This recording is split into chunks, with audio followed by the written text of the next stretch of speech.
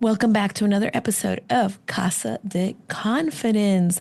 I was just sharing with my guest that she is the first person I'm recording with after walking pneumonia, the first in 2025. So she has a place of honor this year. And I have to tell Oh, you, I can't wait to unpack the conversation with our guest. Not only is she an international life coach, but she focuses on helping career focused parents stop feeling overwhelmed, not enough. And I know that coming from a home where I had an incredibly hardworking single mom, mm, sometimes as moms, dads, we kind of shoulda, woulda, coulda of ourselves. And yeah. again, we want to go ahead and find out how can we still have that ambition and still be the kind of parent that we know is raising good humans overall. Yeah.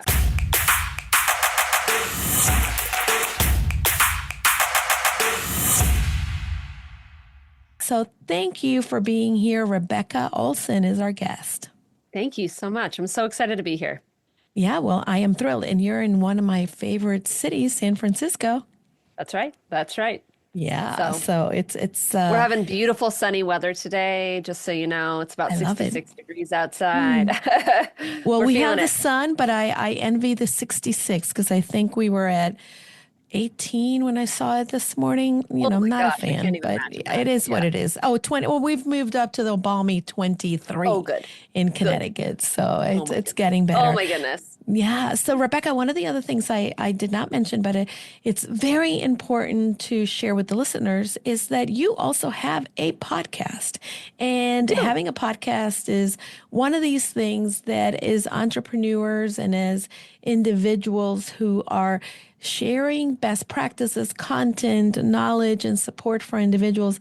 It's a great way to be able to connect with individuals that are looking for your content. But I'm curious, you have some certifications that I am working towards. So tell me a little bit more about how did you get on this path of coaching? Yeah. So my journey really started when I was pregnant with my daughter actually. So Mm, and she's 10, so we're going to say 11-ish years ago yeah. or so. And I was going through what I now kind of call coin. I should find a way to actually Hmm. like do something with this, but I call it the motherhood identity crisis. And I didn't Oh, know it at the yep. time, but now that I've talked to so many women about their experience of transitioning into motherhood, I see that it's so common. Hmm. And I kind of categorize it as like the who am I, what am Yeah. I doing, what do I want? In this Yeah. next season of life, right now that I'm a mom. And so I was having this moment with myself before my daughter was born and recognizing that I wasn't doing what I really wanted to be doing. I mean, it was fine. I was an event manager at the Hmm. time. I worked with a lot of I worked in San Francisco but I also worked with like Facebook and all these other groups. I was doing developer conferences, 20, 30,000 person Ooh. events, and I was using this part of my brain that's really good at organizing and Hmm. structure and stays calm under chaos, all those things.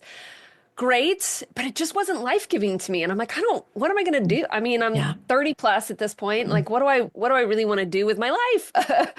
And if I'm going to be away from my kid all day, I want it to be meaningful. And I just didn't know what that was. And Hmm. so I went on this journey, with myself, really reading books, um, journaling. I joined some small groups of like self-discovery types of things, praying, all the things that I Wow. could do to just Yeah. try to like tap into like what's next for me? What do I really want? And Hmm. the end of that journey really somebody had suggested coaching and I was like, oh, that seems really weird. Like who are these coaches and what do Yeah. they have? That's kind of Yeah. it's still even today a newish kind of, industry, Yeah. and a lot of It's people it's don't definitely the understand life wild, wild coaches. west in some ways. Yeah, totally. And so, but anyway, Hmm. I took what I now see as a huge leap of faith and kind of said, I don't know exactly where this coach thing is going to go, but I'm going to embark on getting certified. And Yep. I remember just sitting on the floor and crying in the Mm. first class after the first class I had taken, just going, oh my gosh, I have found like my calling in life. This is exactly where I am supposed to be. And so here I am.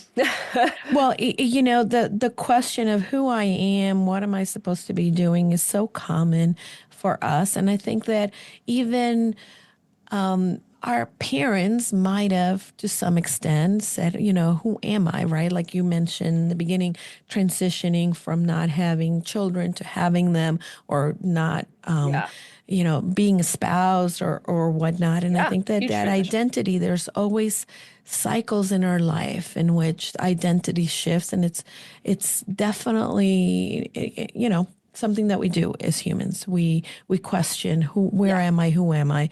But I love, and what an important moment, defining moment for you, that you felt such emotion, that you were moved because you finally felt like this is it. This is where I'm supposed to be. And I identify with that so much Mm. because from an early age, always a helper, wanted to give to others and taught that that was important. So coming into also coaching and in a different realm, it's I love it. I get Yeah. charged after Yeah. coaching a client and after just doing what we do. And I Yeah. think that for many individuals, they're not yet working with a coach. They're not yet taking the leap. They may not understand. Now, I've unpacked this for others, but I'm curious for you specifically because, well, you're a top coach and also ICF certified. What is the difference? And how would you explain the difference of coaching and a therapy? Oh, great question. And a really, really important one for sure. So I like to think of therapy as a place that we tend to look backward at our life to try to better understand, diagnose, heal from experiences that have happened to us in an effort to kind of heal and move forward, where coaching cares a lot less about where you've been and just kind of acknowledges like I'm here. It doesn't really matter the path that brought me here, and I want to go from here to there. I don't want to be here anymore. I want to move towards this type of life or these types of goals or to become this type of person. And so coaching is much more of a forward based Mhm. process. Now that doesn't necessarily mean that we don't talk about things that happened in the Right, past, right? On some level, we're all some conglomerate of the things that have happened right. to us in our past. So of course we touch on it, but we always approach things from where do we want to go from here? What does this mean about where you're headed? How does this connect to the future version of you or your goals that you want to achieve in your life? And so we're always about movement, and a lot less about kind of sitting in what was happened. And there is a time and a place for that. I mean, for sure that we want to spend some time healing and processing through things that have happened to us. But that's generally speaking not a coaching space that we do A that. 100%. And I think that, having been through both coaching and therapy, I really needed therapy in many periods of my life because I needed to do some of that work that looked at where I've been. But really, some of the, excuse me, bigger achievements in my life have come from having a coach by my side and having that person, like I say in the podcast often, become that believing mirror that I needed. Because sometimes we don't see our future self. Sometimes Yeah. we know where we sort of want to go, but the picture is not 100% clear. Like for you and me, when what is it that we are going to do to impact the lives of others? Now, individuals who are in that career track, who are in the do well, climb the corporate ladder, serve others, Yep. but have kids, they tend to be hard on themselves because Very. they're straddling, and especially for women, they're straddling two worlds. Yeah. Yeah. Now, Well, there's no and it's such not thing even as just, balance, though, right? well, let me even just say, like, it's not even just about straddling the two worlds. It's like the only way, generally speaking, I think of these people as being very ambitious, so very career focused, like this type of personality, this kind of drive that's in people. It's the way that you have been successful in your past. It's to go all in. It's to put all of you into it, all of your time, be willing to go above and beyond in hours and energy and all the things. And then when you have kids, you don't want to do that anymore. You can't and you don't want to. And so now you don't know what success looks like, right? You don't know how to be successful without going all in. And so usually you do one of two things, right? And you fall flat eventually, Hmm. or you start to edit things out. You try to put up boundaries and kind of edit and prioritize, but you constantly feel like a failure because you're not meeting some sort of expectation or standard that you usually have for yourself, right? And so that feels terrible too. No, and again, I think that for many of us, we create these standards, and I believe that that comes from the beliefs that we've had since very young or Yeah. early age, and really breaking some of those. Now, I remember reading a book, and I want to say it's a Nicholas Sparks book, so it might have been a Okay. little romance, and it was Not a about bad thing. not a bad thing. And it was a young woman who was a doctor. And she talks about how she had a cardiac episode. I guess that's the first part of the book. But she then starts to see that life is about all these balls up in the air, but your health, wellness, well Mm. being is not a plastic ball like most others that will bounce back, but it Mm. is a crystal ball that can eventually shatter and take away that part of your life. And I love seeing that as well. Tell me a little.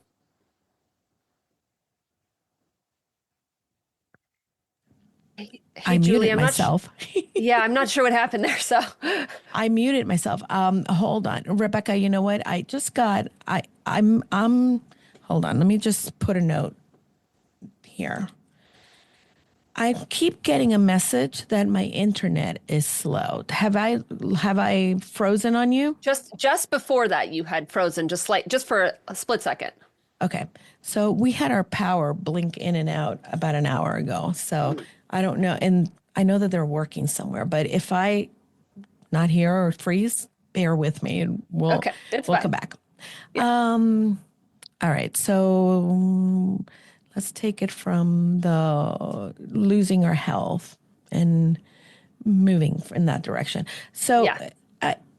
I want to know for individuals that are in this dance, and people believe that we have to multitask the many areas of life. But I'm a firm believer that it's not about multitasking. What are your Right. thoughts?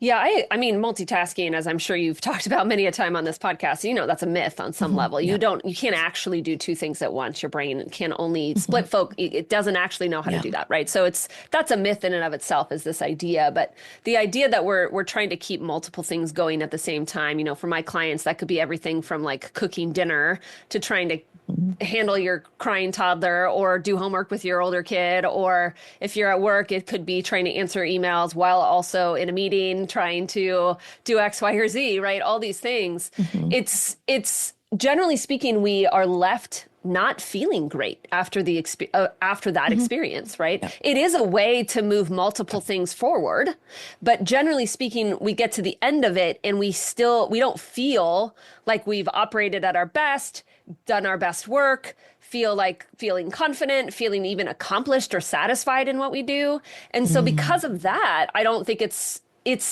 a method that is useful to us or that we actually want to continue to use moving forward. Sure, it's a method, but Mm. it's not one that feels good, right? Like I want to get to the end of the day and I want to feel like satisfied. I want to feel accomplished. I want to feel good about the things that I did. And if I find myself multitasking through the day, I usually am left more depleted than I am Mhm. feeling, really good and satisfied. Yeah, and I think that this is where we end up in the burnout, and then we end up getting into the cycle of I yelled at my kids or I was not Right. present to Right. my husband, and then we beat ourselves up over that. We Yeah. go to the next day and start all over again. Now, I know that we have some individuals and listeners that are awesome moms, whether they're in their corporate career or in entrepreneurship. Yet, they are feeling pulled in multiple different directions. How do Right. you help individuals to kind of prioritize or really define what directions they should be allowing themselves to be pulled into? Yeah, a lot of this work has to be done outside of the moment, right? We can't, otherwise, if we're kind of in the moment trying to decide between 10 things that are all vying for our attention, we're usually going to pick the thing that is the loudest, but not necessarily the most important, or the thing that's urgent, but not necessarily a part of our priorities and all the things, right? It becomes an emotional decision, and we don't ever want to make emotional decisions in these moments. So it always has to happen sort of outside of the moment when you start to think about bigger picture, what's really most important to you, what are your priorities, and that could be everything from something that you do on a more like a daily practice, or it could be a weekly, monthly, seasonal. Obviously it's the Mhm. new year, a lot of people are thinking right now about what their priorities are, but having space to just decide what is really important to you, whether we're talking big picture or just in the day, is so vital to our success, right? Because our brain is craving direction all of the time. Yeah. It always wants to know if we're heading in the direction we want to go.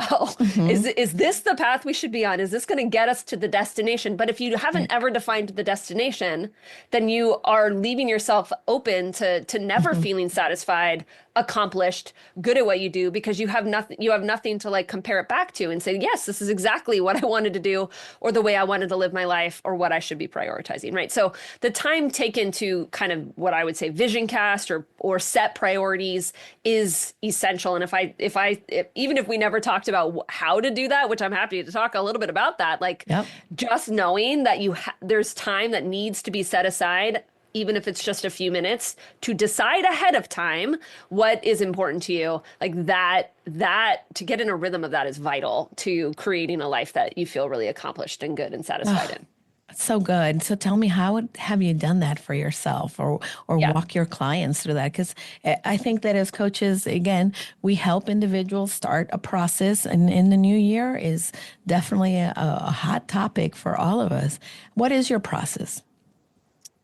Yeah, and before I even answer that, I want to just take a step back because it's coming to mind as I'm thinking about it. Because I just use the words like satisfied, accomplished. Um, you know, we could start to talk about pride. We could start to feel like enough, sufficient, right? That's another good word. These are Mm, all the words that I start to use when I talk about balance, right? And then you were going to yes. start down a path at one point of talking about is this really a thing or not? Balance, like that encompasses that's more accurate, I think, to the emotional experience that we all seek when Hmm. it comes to balance, right? And so generally speaking, we would say we feel balanced when we have a streak of feeling accomplished and satisfied and proud and sufficient in the things that we're doing throughout the day. Then we would synonymously usually describe life as feeling very balanced. And so I like to use those words though, because I think they're more accurate to what we're actually seeking, and it's more helpful balance in that way, right? As a kind of this emotional experience. So there's a couple of things. I mean, I'll talk about it. I mean, it's the new year, so we could talk about it from like the bigger perspective of the year, but then it has to be kind of broken down, a little bit from that way. But even for me, just recently, and I took some clients through this exercise recently as well. This is a great season to start thinking through and reflecting on what happened last year and what you want to essentially let go of. Like think about last year as like Hmm. you're walking into 2025 with your 2024 backpack. Yeah. And what are Yeah. you going to take out of your backpack? Because you're not Hmm. going on that walk anymore. You're not going on that hike anymore. What are we Great going to let go visual. of? Hmm. And what are we going to keep in the backpack because we want to take that forward with us, right? And Yeah. that comes to us through a time, a little bit of reflection. Now, what's interesting to me is that I could spend hours sometimes reflecting on my year, and I did this in this case, Hmm. spend several hours reflecting on my 2024. But I actually don't think we often need that much time. I think our Yeah. intuition tells us usually 90% of the time what it is that we need to reflect on, and the things that we want to let go of and the things we want to take forward. More time is just going to hone that, but really Hmm. we don't need a whole lot of time, but we have to set aside time to do it. So in this case, the simple evaluation, and this is an evaluation I use whether I'm talking about my day, my week, my month, my year, whatever it is. It's as simple as what went really well in Hmm. this past year, And what am I proud of? And then what didn't go so well? And then what am I going to do differently next year? Or in this case, what am I going to let go? What am I going to leave behind and take out of my backpack? What am I going to keep in my backpack moving forward? But what's important in this evaluation is not just to focus on the things that you did or accomplished or things that happened to you, things like Hmm. that. We actually want to take it a couple of steps deeper than that. And I want you to think about what did you do that contributed to that uniquely? Like how did you show up? What were the mindsets? What were the emotions? What are the things that you had to do to overcome that made the things that happened successful in this past year that Yeah. you contributed to? And then similarly, what were the mindsets and the thoughts and the ways of beings and the responses and things like that that contributed to things not being as successful or not going in the ways that you wanted to go as you imagine that? That's really important because we're not just talking about things that you want to do going into 2025. We're talking about how you want to kind of show up. How do Hmm. you want to be? Like, what are the inner drives and motivations and mindsets and things like that? So we have to kind of hone that in and take it a layer deeper, which is a challenging thing. And coaching is a great spot to be able to take. A coach is going to help you, like, cut through some of those layers for sure. But then the next question after you come up with that, I mean, to give you a tangible example, just because I did this literally today on a call, I was thinking about one of the things that I wanna leave behind is I said a lot to myself in 2024. There was a lot of things that happened in 2024. I bought my first house. My 10-year-old had one of the worst season we've ever had with her in terms of behavioral challenges. I Mm. launched a new group in my business. I mean, there's all these things that happen, right? And I spent a lot of time spinning and I don't know what to do. I Hmm. don't know what to Hmm. do. And when you say I don't know, you're confused, you feel really stuck, there's a lot of resistance, there's all these things. I spent a lot of time in I don't know. And it's Yeah. something that and it's part of my perfectionism, it's part of Hmm. the wanting to get it right. I know where all of this stuff comes from. So it's one of the things I'm taking out of my backpack. I don't want to Mm. say I don't know I love that. anymore. And I so as I think about coming into 2025 and what does that mean for me? What does that look like in a tangible way in terms of a priority or like an action plan towards that? I start to think about, I even noodled out I need to now spend a little bit more time fleshing it out, but I just noodled out a quick little, almost like a protocol for myself. When I find myself saying, I don't know, here's what I'm going to do. Well, first I have to clue into the fact that I'm saying, I don't know. If I don't ever hear myself awareness, say it, then I can't awareness do. helps. Yep. Yes, awareness helps. But the moment that I realize I'm saying, I don't know, here's what I do. I stop, I write down all of my options of the things that I Hmm. could do, or at Yep. least what I think I perceive as next steps that I Hmm. could do. I look Yep. at those options and I say, well, which one of these do I think is going to get me to the decision the fastest? Or to the goal, whatever it is related to, right? The fastest. Hmm. And then, what is it going to take for me to do that? Can I execute on it now? Is it something that, whatever the support I might need in order to do it? I mean, very simple, right? It's like, I know when I say this is exactly what I'm going to do. I'm going to stop. I'm going to literally write out these things. I'm going to look at that list. I'm going to evaluate it. And then I'm going to make a decision and move on. This is what I'm going to do to keep myself moving forward. And it's going to take a mindset of like a willingness to fail forward in order to Hmm. do that. And so I can also cultivate that mindset, outside of these moments and start thinking about why I want to be a person that makes faster decisions and doesn't get stuck in I don't know. And I can build a bit of a self-concept around that through journaling, through, good question asking of myself and stuff like that, or with my own coaches for that matter, and start to explore that. But that's gonna help keep that as a priority Yeah. for myself for 2024. It's gonna guide me. It's gonna guide me in the person that I want to be in Hmm. 2024 or 2025. Now, notice though, it's not.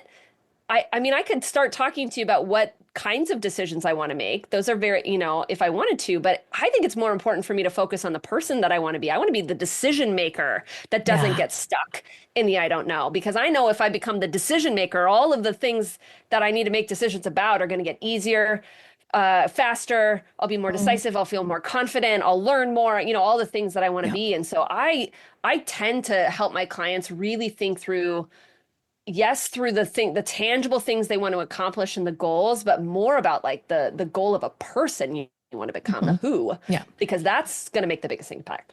Yeah, absolutely. One of the things that for me, and I I talk about it with my clients and also with the community is we have to really mold the person that who we want to become through the actions that we take daily.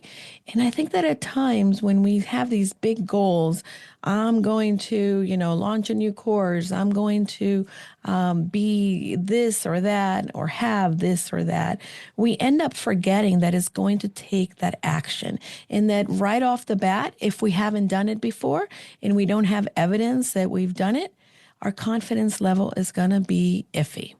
So Yeah. it's We go okay through a to, lot of I don't know. yeah, it's okay to say, for it. And I remember when I was in my weight loss journey in 20, well, again, we are all still in this journey, but when I really made an effort, lost 55 pounds, I remember my word for the year was amazing. And I Love that. related everything, whether it was my relationship with my husband, whether it was my career at the time, whether it was my health. I wanted to say, how can I be amazing at this today? So it gave me, and I started to show up like that person who already Mhm. is. Yeah. Yeah. And that is so much of the work that sometimes we forget. And like you said, our brain wants to know where we're going. Our brain likes to automate things. So if you Yeah. start to create these moments in which you embody that, then Hmm. you in place can become that because now your brain is saying, I know how to do that. It's automatic. That's what we do. And Yeah. this is something definitely that it's a practice. And through coaching, many of us can really be able to continue to bring that into our lives. Yeah. Yeah. I mean, you talked earlier on as we started chatting here on this recording about identity and how important Mhm. identity is, right? In identity shifting through transition. And it and it's true, like our when we get to the end of our life, we're going to care a lot more about who we were than Mm. about the things that we did. Yeah. And well, the things that we did, we're not going to disregard those things, but are we are not the things that we do. Like our accomplishments don't define who we are. They define Mm. what we do. And Yeah. so I talk a lot with my clients about the difference between what I call your accomplished value. Those are the things that you accomplish in your life and Hmm. your successes. And I could probably look at your resume and tell you a lot about your Right. accomplished value. I could see it on paper, but that is only a piece of the value of who you are, right? There's another piece of you that is just innate within you. It's what I call your human value. You were born with it. It exists because you Hmm. just are. And recognizing that that's an equal piece, if not more of a piece of what really defines you. And you get to shape both of these things, right? You get to be you get to you're not a finite person. You're not a immovable, Yeah. immalleable. I don't know Yeah. what the right word is there. You are moldable all of the Yeah. time, right? Our brains in the elasticity in our brains can mold us all of the time. We have the tools in order to do that. And then Mm. always that's going to make a big a difference on the accomplished value, which is where most of our brain likes to think of when we think about that. But so much when we become the person that we want to be, all of the things that we want to do become so much easier. Oh, And absolutely. And I and love that you're talking about neuroplasticity because many people forget, right? They focus on, I didn't do it last year. How can I? And they start to tell themselves a story. But if you believe, hey, neuroplasticity is possible and it's not just a dream, it's not yeah, just about yeah, manifesting, it's really about changing and rewiring your brain in a way that serves you and allows you to live that life you imagine. yeah, yeah, 100%. And Mhm. we also have to remember that it's not the neuroplasticity can sort of happen on paper, if you will, like Mhm. literally journaling exercises, talking about it can make a huge impact.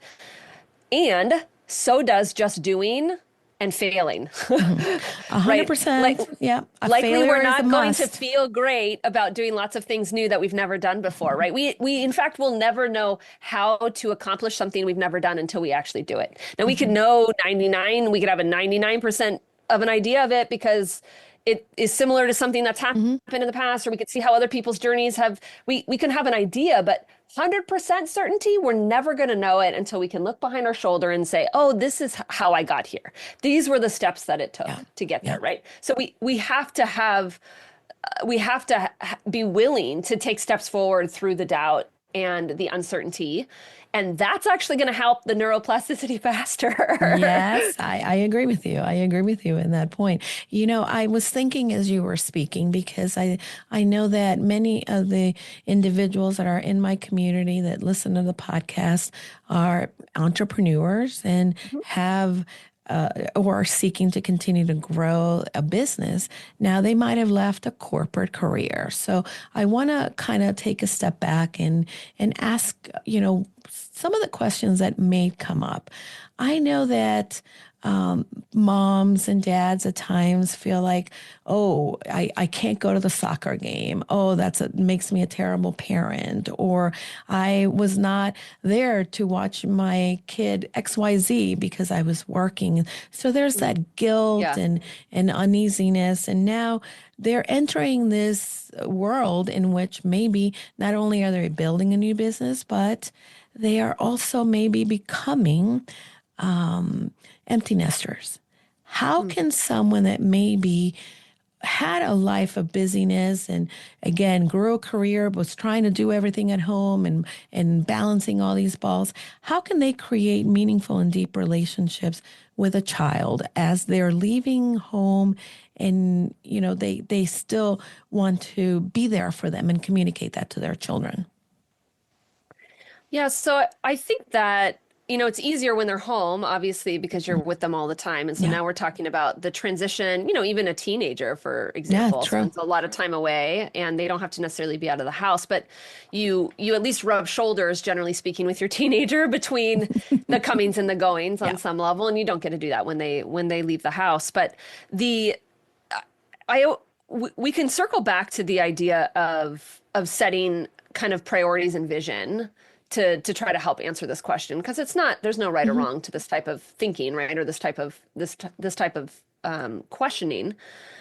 It's just a matter of what it is that you want and what does that Hmm. vision look like for you? What does a connected parent look like when your Hmm. kid doesn't live with you anymore, or Yeah. they are in between lots of activities? What does that look like? Is connection even the word that you want to use to describe your parenting at this point, or what might it be for you? Hmm.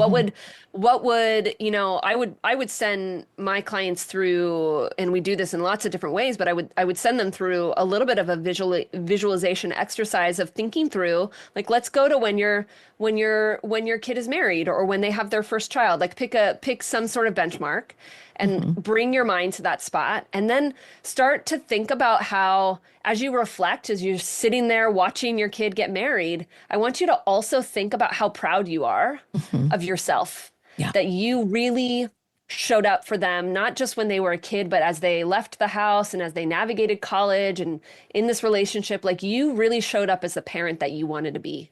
And you are proud of yourself through that. So I'd walk them through that, allowing themselves to, like, be in the future moment for a moment, Hmm. for just a few minutes to let their body experience that, and then to start kind of working their way backwards. Like, what did you see in that as you visualized yourself feeling proud of yourself? What were the interactions that you saw? What would you say guided you in that moment, right? This gives us the vision. It gives us the priority, if you will, of what success even looks like to you. So then you start working your way backwards and say, okay, well, what do you think it looks like to do that? What are the moments that you have to lean into? Where do you think you need to lean out? What do you think, if this was a backpack, right? Like, what are Yeah, you taking out of definitely. your backpack because your kids are now leaving to go to college, and what are you going to keep in your backpack for them moving forward? Yeah. I love that. And it's so wise because I think that again, not only can we envision what is happening, what we want to happen in the future, but to be able to say, let me relive that moment so that it can help me in this moment and Yeah. know it's so wise of you. Now, I struggle with one thing again, you know, hyperachievers sometimes deal with this. And although I don't have children, it is hard for me to leave work behind. I I Yeah. work and I work with my husband and we Preach it. work at home. Yeah. And all of a sudden, I And I find think it's myself, way harder as an entrepreneur too. yeah, Just like a yeah, side note, like I mean, we're always on some level and we that's are right. our business. And so Yeah. it's just like it's another layer of something, right? It's another layer. How do you manage that? Because you definitely, again, you're an entrepreneur, but you have the expertise in that balance, right? So Yeah. how Yeah. can we do that?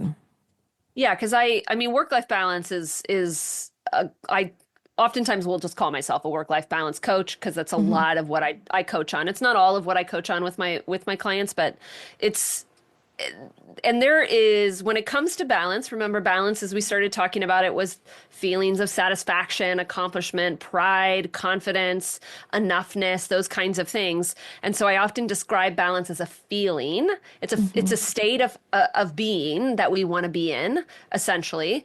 And for some people that, I mean, and that is pretty subjective to each person. So, and I say that because there isn't a hard and fast rule. Like you can be somebody that can feel balanced and sufficient and enough and accomplished and be somebody that works later hours if you want that, right? Or you Yep. could be somebody that needs a really hard stop and needs to like turn it off and be done for the evening. I think it's possible in both scenarios. It's Hmm. kind of a matter of you, right? And so however, I would say there are four key priorities that I talk about when I talk through what is kind of core to a balanced life. And one of those key priorities is off work time. So Yeah. I don't, doesn't matter to me when your off work time is, but there has to be a time that you are off, that you are Yeah. not on your phone, that you don't have your messages up, that you're not checking email, that you don't have your computer up, and that you're telling your brain, this is not a time that I am thinking about work things or trying to work through work things even in my mind, right? Yeah. And so that's so important for lots of reasons. We could dive into lots of research around rest and how rest is such a key part of productivity and all of the things we could talk about it from all sorts of angles, but everybody in a balanced life would say on some level there is time that I am working and there is time that I am not. Yeah. I think We that have to. that's the switch sometimes that we don't. One of the things that we've created a protocol at home is that we work very hard at not speaking about business or clients when we're in our bedroom. We Mhm. that's the Good, place where yeah. we recharge, we disconnect, we are just husband and wife or friends Yeah. or buddies or Yep. whatever it is. Yep. And Or intimate. yeah, or intimate, correct. And I think that for individuals, creating that space to say, let me put myself first, let me put my time or my, uh, you know, My personal whatever, life, my right? off work Personal time. life above the work that we do, because we are not the work that we do. Nope. We are who we choose to be as an individual that Yeah. shows up in a career and an entrepreneurship and so Yep. much more. Yeah. Yeah, for sure. Yeah, I know that you have a podcast, and I was, checking it out as well. And I wonder, I did not listen to the episode yet, but for us, as we're wrapping up a little bit of this great conversation, I want you to give the listener something to think about, and yeah, that you definitely unpack more on your podcast. But what are you personally doing to pursue a meaningful life in 2025? I am looking to go big. Mm, And and I say that meaning I don't know exactly what tangibly that means. I mean, I have some mhm, ideas. There's a book that I'm going to write at some point. There are, programs or things like that that I have ideas on and so forth. Those aren't necessarily what I mean, those will be the result of me going mhm, big, but that's not necessarily what I mean. I mean I mean playing it not feeling stuck, not playing it small, not feeling like I'm coasting a little mhm, bit and just trying to get to a place of ease. Like I recognize that as an ambitious person, having a big life and an impactful life is really important to me. It's a value of mine. And mhm, I find myself as just a human being wanting things to feel a little bit easier all of the time. Like raising a 7 and a 10-year-old and having a multiple six-figure business and doing all the things that I do is there's a lot going on, and I crave this little bit of ease. And I think in the last couple of years, for me personally, I have found this little bit of coasting of Mm. like, let me just get to a place where I don't have to think so much. Yeah, yeah. But I recognize now at the turn of this year, I'm ready, and there's no judgment on that. That's fine. It was a season, but I'm recognizing now, like I've missed the bigness. I've missed the Hmm. feeling of big impact, and I want to get back into that energy that that that fuels the change that I'm creating in the Hmm. world, and that focuses my brain on the things that I want to, the impact that I want to make, and how I want to shift the paradigm for women in the workforce and help women to not feel like they choose between work and home all of the time, and all the Mm. things that are So big good. visions that I have for myself. I want to reconnect back into that and let myself create from that place. So that's my version of that this Yeah. year, and I don't know where that's going or what it's going to That's look like at the end, incredibly but audacious and fun and yeah. big, and I love it. And I think that, yeah, we have to. This is the time to recalibrate. And one of the things that I did a video on this at the beginning of 2024, in the middle of January. But I think that as we're recalibrating, don't get discouraged. Know that there's going to be places where you hit the wall, but come back to what Rebecca was talking about. Be aware, look at, did I pick up that thing in my backpack again? Or did I leave my thing that I wanted to carry in this backpack behind? And how can I get it back in there? I think that that's definitely a great lesson for us to continue Yeah. to connect with. Make the time not only to rest, but also make the time to connect to the vision, connect to the goals, connect to what you want, and whether it be big, small, or somewhere in between. Yep. I love it. So Yeah. good. Well, Rebecca, I can't believe we ran out of time, but the listeners are doers. They're not just listeners, they're Yep. doers. So tell me one thing that maybe you recommend that they take away and they actually put into practice today. I would take time today to think about who you want to show up as today, Mhm. tomorrow, this week, this year. You give yourself your own time frame, this quarter. I mean, it the time frame matters a little less, but let yourself go to that place to think about the who. Who do Mhm. I want to be? Because Yeah. that's who you're left with at the end of life. Ultimately, it's your Mhm. who Yeah. more than anything. And it's what we all remember, right? So spending time with yourself, if you're a journaler, great. If you have other practices like that, great. If you just want to call a friend, start a text thread Mhm. about it. You got to get words out to describe the person that you want to be, and that's going to frame a lot of your other goals and action goals that you have.